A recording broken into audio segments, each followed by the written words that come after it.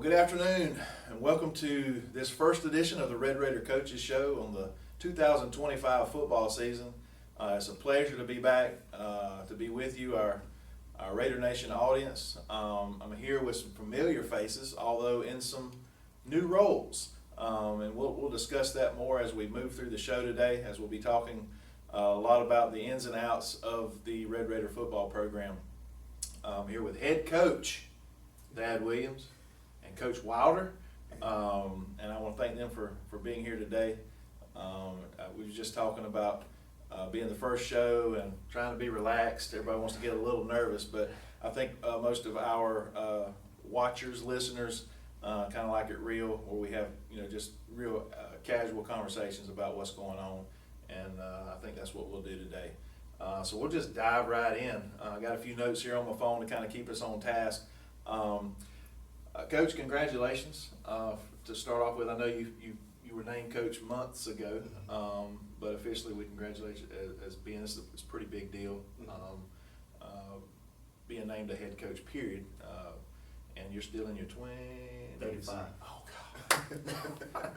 He's older than he looks. But yeah, I think I knew you were in your 30s. I was going to see if I could con you into it.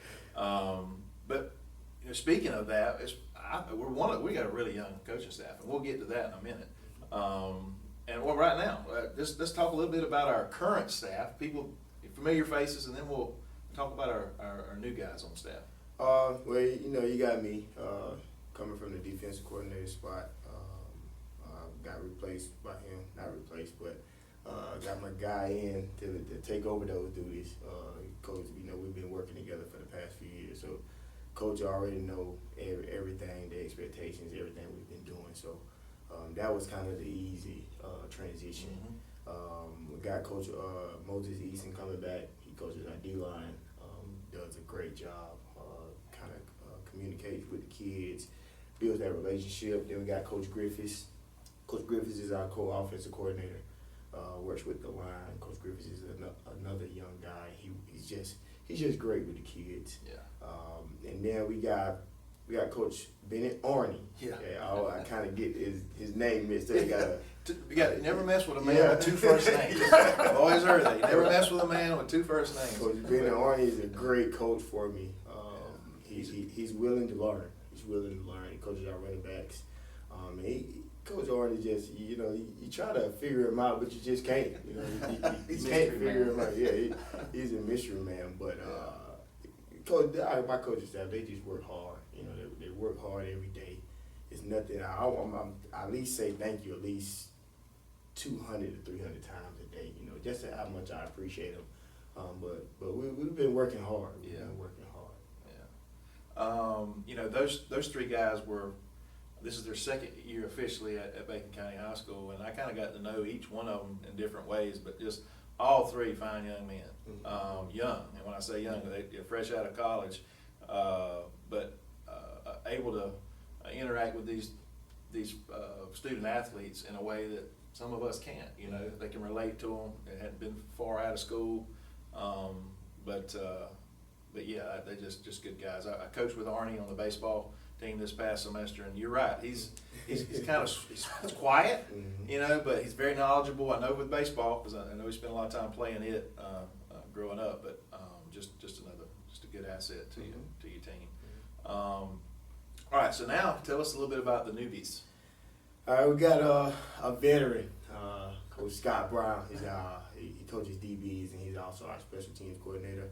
Man, if you know Coach Brown, man, you got to get to know him. He'll say a joke here and there. Yeah. You just got to know how to take it. But that's right. Coach Brown, he brings experience to our coaching staff. We're young, yes, but he's the veteran on yes. on the coaching staff, and he gives great advice. And hey, Coach, I think this and that, and we listen. We try to get everybody's opinion about everything. But Coach Brown is a very, very important to this coaching staff. Does he sing? Oh, all the time. All the time. Yeah, all the time. It could be a moment where we just sit in silence and he'll just start singing. Yeah, top of his lungs, dude. Yeah. But coaches, I'm glad we got Coach on board. We got Coach on board. Next one is Coach Seth O'Brien. He's our co-offensive coordinator, coming from Lanier. Lanier.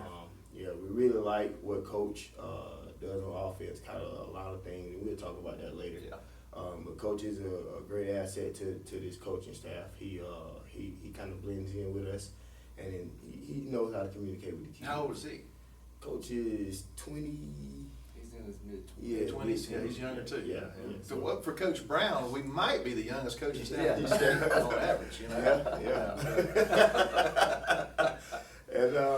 And late this summer, I say late, probably mid-summer, we brought in Coach Gabe Fulford. He's from Waycross. We like what he brought to the table. Eager, really to learn. Would do anything. He coached a little at Ware County too. Yeah, on their staff. Yeah. Okay. So we like what he can do. So we really appreciate him for everything that he does. Well, that's awesome. You know, anytime you have new faces and able to come together, as it seems like you guys have done, just not only in this conversation, but just conversations with other people outside of this setting, it looks like you're really gelled. And there's going to be ups and downs. You know how that goes. Football is probably the most emotional sport there is. So there's going to be some times where, you know, it's going to hit the fan. But it's important to overall be able to have a good mesh of individuals. So that's good. All right, let me see what I got here on my list and then forgot. You know, one of the things that I talked to some of the boys late in the school year. I said, man, how y'all doing in the weight room? And it was a Johnson kid, and I said, man, I'm sore. So talk to us about your weight room philosophy, because I've always been told that's where you win and lose games all year long when you start in the weight room. We challenged them. We challenged them all the way from spring. We didn't have spring, so we just kind of hit the weight room kind of hard, conditioning type drills and all that. But we challenged them. We wanted to throw everything at them in the weight room. Just throw it at them, see if they can scratch, claw, I don't know, get out of there. Whatever it takes to get out, that's what we want to do. And we were just trying to change their mindset. We wanted that don't quit mentality and not getting our expectations later on. But that's what we want to do. It all starts in the weight room. All the coaches kind of come together. We come up with a plan. Coach Moses I kind of put it on him a little too much. But he asked me, Coach, you want to challenge him today? I said, Coach, I want to challenge him every day. So that's what we do. And then we done added a new kind of conditioning program to our weight room process. But that's our main thing. We just want them to understand that they got to come to work every day, and the effort that they got to put in it got to be high. It can't be I'm gonna do it this one day and then I'm gonna do it. Nah, that's not happening. It's demanding. They got to find a way to get out of there. So it was a successful summer / spring. You're right.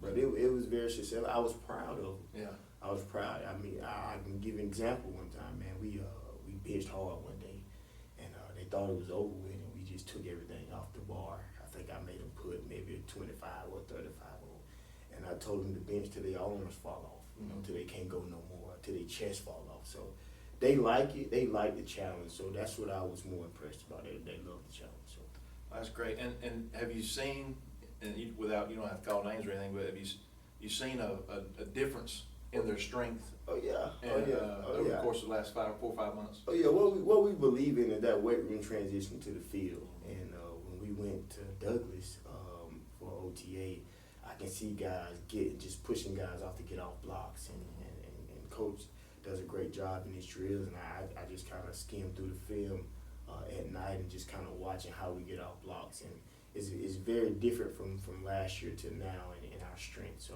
especially my DBs, Coach Brown DBs now, but I like to see if them guys get off blocks, set the edge, and make it known on the perimeter that hey, we physical out here, not just in the box. Right. Which Coach does a great job in that box, but on that perimeter, we want to control that perimeter, and you got to get out blocks. You got to let them know that you're physical out there too. So, and that physicality starts in the weight room. That mentality gives them confidence, and that's what you're talking about. Confidence. They can go out there and compete, and once in a while you get out and you're gonna get whipped. There's just nothing you can do about it. Yeah. On occasion. Yeah. But just having that confidence, and that's what the weight room will do, and that's what we're excited about. That's just a huge part of not just football. It's all of athletics. I think I know it is. It's a huge part of what we try to do to improve and get better. You said didn't get a official spring with a game or spring practice, but you did do you implemented your weight program. You did do some conditioning. I remember seeing y'all out there in the afternoons as I was cruising by. But summer, how did your summer work out? Your schedule, and how did that go? And mention maybe a couple of the OTAs and maybe some. Did y'all do some 7-on-7 type stuff too? You can talk about that. We had a great summer, great attendance. Man, it was challenging for me this summer, but I loved the challenge.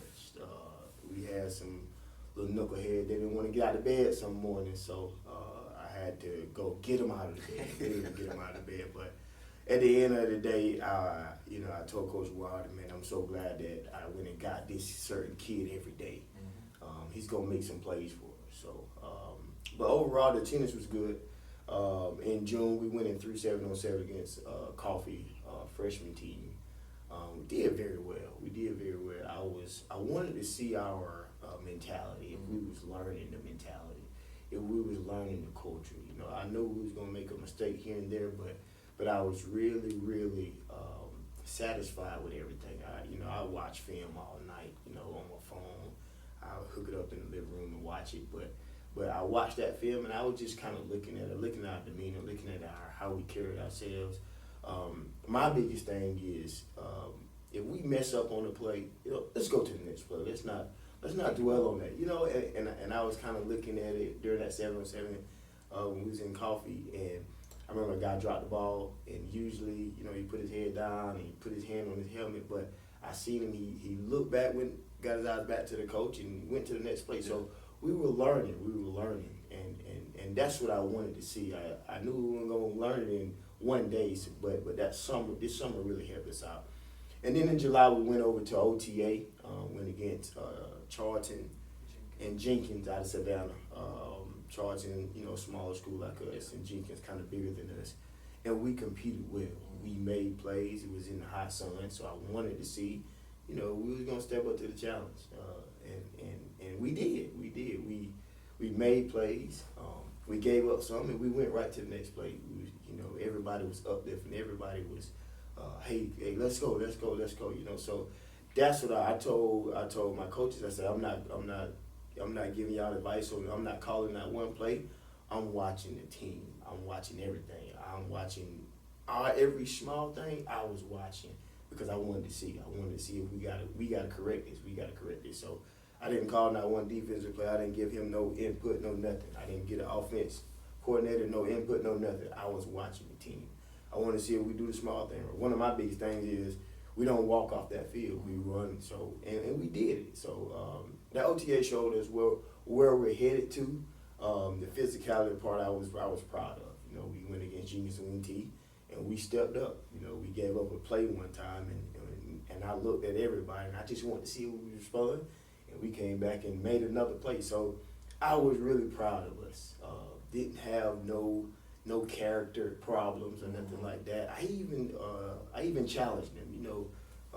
We had a team that was really mouthy. Mouthy. We don't want to try. I said, and before we went against them, I challenged them. I said, hey, this is a challenge. This is our first challenge as a whole group. I don't want to see nobody respond to nothing. I just want you to play ball. They're gonna talk to you. They're gonna do all that. Make a play. Get up. Go to the next play. And they passed. I was happy. I was happy leaving that OTA that day. And but overall, offense did pretty good. We had some stuff we still got to improve on. Coach Wilder run the juice that day on defense, and I was really surprised how they handled that wing T, with them being bigger than us and kind of we matched up and we made plays, and we did a great job over there in Coffee.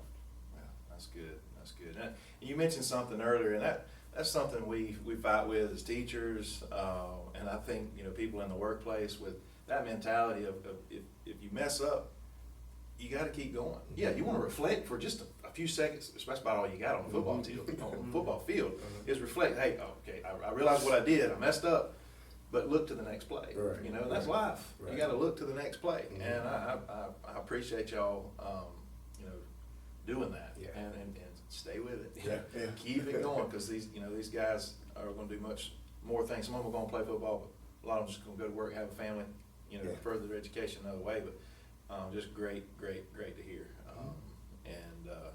And I know our community would love to hear that too. So I think the next thing on the list was talk a little bit about our offense and defense. I know we have a new offensive coordinator. He's not here, but you're here. You're the defense coordinator, so let's start with that. From a defensive side of the ball, you know, what's going to be our base formation, and just kind of go from there. And if you want to mention some names, that's great too.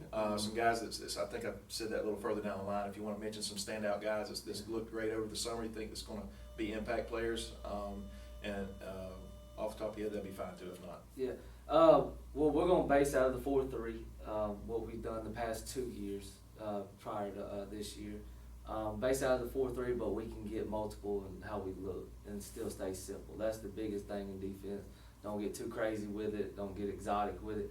Just be able, if you can show a different picture in the box, it's gonna look different to the offense. Our defense is predicated around showing a pre-snap read compared to the post-snap read. Our pre-snap read, we may look like we're blitzing the house, gotcha. but then we may be Back up. dropping out on the snap of the ball, or we may show population, meaning we're going to blitz from the right side, but then we bring it from the left side. So it's simple defense, and it allows us to play fast, physical, and aggressive. That's the three things that we have our standard on defense. That's how we're going to play: fast, physical, and aggressive. And so over the summer, we've just grown and grown and grown over the summer, and we've gotten better and better and better, progressed every single day until we got in the pads this week. I was happy with seeing us in pads for the first time. And even when we went to the OTA, I had to look back and reflect.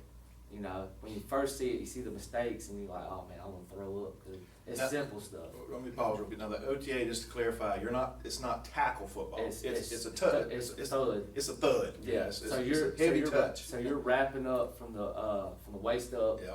Nothing from the waist down is off limits, and all you do is you wrap up. Nobody gets taken to the Let ground. go. Whistle blown. I got you. So Okay. when we went to the OTA, after watching the film, there's some mistakes that were made that I thought, golly, what are we doing? You know, but then I have to reflect on, we didn't have a spring. So this 2025, 2026 team, that was the first time they were in pads, Gotcha. to put everything in perspective. So I had to take a step back and be like, okay, I understand why we're doing this, why we're doing that. But then we step out there this week, and it was like we've been in pads since spring training. So, and that may be because it's game week and everything like that a little bit. It's a good sign though. Oh yeah, but that's what you want to see. That's you want right. to see that physicality happen and everything like that. And the thing is, we do it from both sides of the ball, whether it's on offense or defense. When we get a good scout look from our offensive guys, they're only making us better. I told them yesterday, don't brother-in-law us, Yeah. make us better. That's right. Because it's only going to make them better. That's right. And so, but I'm very pleased and happy with what we're doing. We're going to have to go against the wing tee, so it was good we saw it early in the OTAs. But a couple of guys that have stood out to me, Jalen Marion, he's one of my linebackers. He'll play the wheel linebacker this year. Cam Merritt, solid defensive end for me. Nolan Powell, Mr. Powell's son. Brown noser. Mason Johnson, Theron Moore. I mean, the whole. Call all the starters out. Let's do it. I mean, I'm pleased with all of it. And the thing, what I'm most pleased about is Coach Brown has done a really great job of, because we are running a different offense. You know, we got a lot more skill guys on the offense side.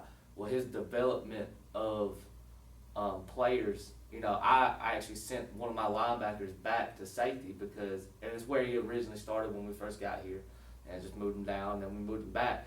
Well, Coach Brown's doing a great job of rotating those guys, and that they're all getting reps at both corners, safety. They're rotating around. They're not just playing corner. They're playing, you know, they may play corner for 3 snaps, and then they go back and play safety. So they're learning the defense, and it only makes them better. Same thing with the linebackers. I mean, my guys don't play outside and inside. They all play all of them, and that's the same thing with the D line. That's what makes this defense allows us to play fast. Is because we can throw Santiago Bazell at safety, and he knows exactly what to do. I can throw Cam Merritt at the nose guard, and he knows exactly what to do. And so we can get really creative in how we, send pressures or whatever we want to do. I tell the D line all the time, like, earn the right on 1st and 2nd down and rush the passer on 3rd down. So if we can get them in a 3rd and 15, 3rd and 10, hey, let's get crazy. I tell them all the time, we can get sexy when we on 3rd and 15, we can on 3rd and 7. That's So, right. but no, I'm pleased with the development of, and we got young guys, and that's the Yeah, great that's what I'm thing. hearing. Yeah, The yeah. great thing is that the defense is going. Most of our guys are going to return next year. Not to jump ahead, but Right, but right. they're going to. It's a But good this- problem. Yeah. It's a Be great good. problem to have, and so having that, and they all get to play together this year, and then even next year, be able to improve off of that. So I'm excited about this year and what we have. Well, I'm even more excited than I was. So that's awesome.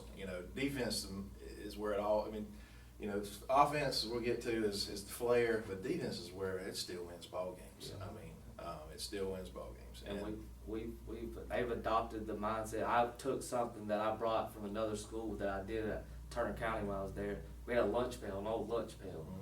And I had the opportunity to talk to Bud Foster, that was the defense coordinator at Virginia Tech for so long. Okay, yeah. And they had the lunch pail defense. And so it's a blue collar mentality, and it's a thing of, I'm gonna work for the person next to me, not for myself. And so they bought into it. We carry out the practice every day. One senior on defense carries it out the practice every day, and they buy into it because what we do is on game day it'll have the call sheet. It'll have everything in there that we prepared, and once it closes, that means it's time to go to work. And so that'll be our, not really a turnover thing, but more of a mentality thing, and they're buying into it every single day. That's awesome. And again, that's another great life skill. You're working to serve someone else greater than yourself, and that's another huge life skill. So, so many great things that these kids can learn playing sports, and football being the main one of them. So, all right, now let's switch gears. Our Coach O'Brien will be the offensive coordinator. I'm sure we'll get him on the show. If it's not too bashful, maybe the next few weeks. But tell us a little bit about what our offense is going to look like on that side of the ball. We're gonna get it to our playmakers. We're gonna come out in multiple formations. We can come out in doubles, trips, spread, but we got a special package where we can get it to that one playmaker who we trust and who we know that can go make a play. But we got plenty formations that we use. Like I just gave you a few, but we use tight ends a good little bit. But we just want to get it, spread it out sometimes, and if you got athletes, we gonna see if you can stop the run now. Okay, but we like to get it Santiago. Certainly. That's our guy. Yeah, he's Yeah, special. He's special. We like him. He makes plays every day. I was telling Coach the other day, man, just watching the film, man, he's really improved. He's really set himself apart. Got a new quarterback, got a 2-quarterback system. I can't tell you the starter right now. It's a battle. Scotland Hennessy and Amari Rouse, they're battling for that starting spot. But we got a lot of running backs who can tote it. Keandre Dixon, got a freshman Roger Adams, Jalen Mary, and Carter Chancey. We can just give that ball to those guys. Got some good guys at wide receiver, Scooter Johnson, Amari Rouse, Jamon Ellis, Mike Dixon. We can just we can give it to a lot of guys. Noah Cothran. It's just those guys making plays, and but whatever we spot what you give us, and we're gonna take that. But Santiago, if you better watch it. Well, we talked earlier about he's going to inadvertently make his other guys look good because teams are gonna figure it out. They're gonna be double team and this, that, and the other. So he's that good, folks. And I don't want to jinx him. I'm just being honest. His athleticism. He's a 3-sport athlete: football, basketball, baseball, and he excels in all 3. He's a senior this year, and I think he's gonna really show out in all 3. But he's got a chance to make us proud this year, and his mama proud. Yeah. You'll hear her at the stadium. You gonna hear her. You gonna hear her. Again, not to jinx anybody, whatever, but he is a very special athlete. From athletic standpoint, and I'm, in the last 10 years or so, he's right there with Drell Green and Tron Folsom. Those level of players who went and played D1 football. Had a very successful career. So. In my mind, that's me talking, but just experiencing that, he's very special. So, that's great. Being having a balanced offense, obviously. Run first. I mean, we talked about that a couple weeks ago. You mentioned if we can, get that in, and then if you can run, you can just about do anything you want. Do anything you want. And if you got some guys like Mike Dixon, and Santiago on the edges, man, it just gives you that threat. And I'm excited to see us rock and roll and just compete. That's all I've ever talked about on this show. I've never talked about, we need to go 10-2, we need to this. We just want to compete. We want to show up and have an opportunity to win the game and play disciplined football. And I think this team and this staff's going to give us that opportunity, and that's important. All right, we got meetings to go to, so I'll kind of speed this up a little bit. We did y'all did some player spotlights already, kind of mentioning some names on offensive duties. What's the region look like? I know. I'll go ahead and explain. Football wise, I know baseball. When I was coaching baseball, we were in the toughest baseball region, possibly in all classifications, but definitely within our class. And football is close to being no different. With Thomasville, Fitzgerald, and Worth has really excelled these last couple of years. Got a really good quarterback there, can sling it. And then there's always Jeff Davis. They're pretty steady. Got a great staff over there. They do a good job. Brantley County, so. Well, it's a tough region. I'm looking at the top 10. People do that top 10, and man, you got Thomasville, Fitzgerald, Worth. In the top. I think it's top 5. 5%. I did a 912 interview, and I told him, man, we treat this schedule like an SEC schedule, man. Like you can lose any week, so we respect those programs. Got good guys leading those programs, so we respect them. But we are working now. That's our mentality. And I told Coach Hilton and Jeff Davis at the 912 day, like, hey man, we remember that feeling. We remember that feeling. We remember in the summer we had a tough day during conditioning, and that feeling is what we remember. So we respect all teams in our region. Got to bring our best. We know they're gonna bring their best. That's right. But it's just a tough region. You can't take a week off. Barry ain't got a new coach too. So they gonna be fired up. So you got to bring your A game every week in this region. That's right. We've got scrimmage game, Appling County. A classification ahead of us, a little bit larger school. We're familiar with them ever since I was a boy. Between Appling and Jeff Davis and Pierce County, our 3 biggest rivals, if you want to call it that.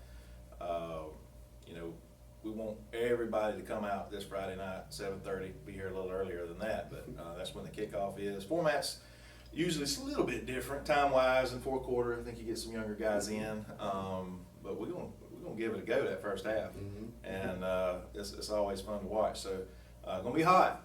It's y'all experiencing. I think y'all doing some evening practices. Tonight practices, but at 8 o'clock it's still 90 degrees, which is crazy. It's gonna be hot Friday, but we want you guys to come out and support this Red Raider team, this coaching staff. Band's going to perform a song or two, a short halftime. Cheerleaders are going to be out there. It's football. It's Friday nights. Everybody's like, "Hey, you ready to go back to school?" As a teacher, I enjoy my summers. But one good thing about I can always lean on when you got to go back to school and get back into the classroom, the routine is we got football Friday nights. and some football on Saturdays Yeah. and Sundays. But yeah, it's fun. We want you to come out. We got 2 scrimmage games this year, which is unique. Next Friday, Valwood, private school out of I think Hayhire, Valdosta Hayhire area there is going to be coming into town, and then we'll open up the regular season on the 15th. On the 15th, we're hosting Clinch County. It's going to be the first regular season game, and I'm excited about that. We owe them. I don't have a problem with Clinch County. We owe them going way back. Going way back. So maybe we'll give them all they want and a little more in a few weeks. But this preview show we're going to skip next week, and then we'll have a sort of the preseason show, the Clinch County week. Talk a little bit about these 2 scrimmages that we'll have behind us, and then we'll be moving forward. Let me make sure. I think that's one thing to close us out. I got expectations down there, and you mentioned that earlier. So I do want you to, and you've already talked a little bit about your defensive side of the ball with that Pale bringing it to work every day, and that mentality. You know, overall for our program, what's your expectation there? Well, our parents probably, they probably done heard me say this about 4 or 5 times, but we got some value, some core values that we kind of depend upon, and one of them is character. Who are you? What are they gonna remember you as? So I tell them all the time, it's not by how fast you can run, how high you can jump, you can catch a ball, you can throw the ball, but who are you? What do you represent? We trying to represent Bacon County the right way. We're trying to work on how we handle situations, and like I said, I tell them every day. Some of them need some reminders, and that's my job. To remind them about their character. So that's one focus that we focus on is character. I want to know when I leave Bacon County, how are they gonna remember me? The next one is pride. Just make sure we don't quit. Even when it get tough, it get a little hot out there. We don't quit. I tell them all the time, I don't believe in that. I don't like surrounding myself with men who quit. I tell them, I'm trying to prepare them to be great men, great leaders, great husbands. You're gonna have people depending on you now. That's right. You're gonna have a wife depending on you. You're gonna have children depending on you, family depending on you. So don't ever quit nothing that you start. And the last thing is we got to be mentally tough. Got to be mentally tough. I said that in 912 day. We started off strong the past 2 years. Started off strong, ready to make some noise, and then, we dropped 5 or 6, in a row. So, are we gonna be mentally tough? I challenge my coaches to have to challenge them guys out there. We got to get through it. And it was one day in the summer where it stuck out to me. We had a couple guys, who was, having a bad day. And I wanted That's to see, live too. Yeah. And I wanted to see how we respond. So I didn't tell my coaching staff what was going to happen. So I got out there. I told them, I said, hey, if I die, I'm going to die here with you. And tell my wife, State Farm got the insurance policy out there, and she gonna be good for the rest of her life. But I'm talking about when I got out there, the rest of my coaching staff started running, and we ran the 110s together, and we got through that tough situation. So mentally tough is our last one. Our last core value is what we gonna harp on, and I just, like I said, it's bigger than football to me. We gonna make plays, we gonna do all that, we gonna win ball games, but I want to prepare them for life. I want to prepare them for life. I want them to be great men, so this community needs that. Well, and I appreciate that. Just like anybody that's homegrown here, you're exactly right. That's what our community needs, is leaders, guys that take care of themselves and take care of those around them, serve something bigger than themselves. It starts with the team, and then it shifts to their family and then the community. So great answer. And I can tell it wasn't canned. He didn't memorize that. He's been talking about that for quite some time, ever since he took over. So, ladies and gentlemen, again, welcome to this new Raider Nation as we head into this 2025 season with some high expectations, some attainable goals. And we want you to follow along with us as we make this new journey. I know the coaches will appreciate it, their staff, and our football team. in our school and ultimately our community. So thank you for joining us on this first edition of the Red Raider Coaches Show for the 2025 Red Raider football season.